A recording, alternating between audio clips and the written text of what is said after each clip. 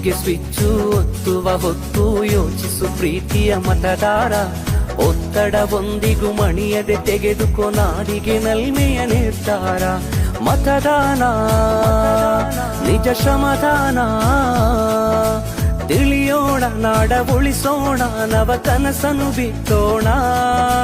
ಹಣ ಬಲದ ಮಿಷವನ್ನು ಬಲವಾಗಿಯೇ ತುಳಿಯೋಣ.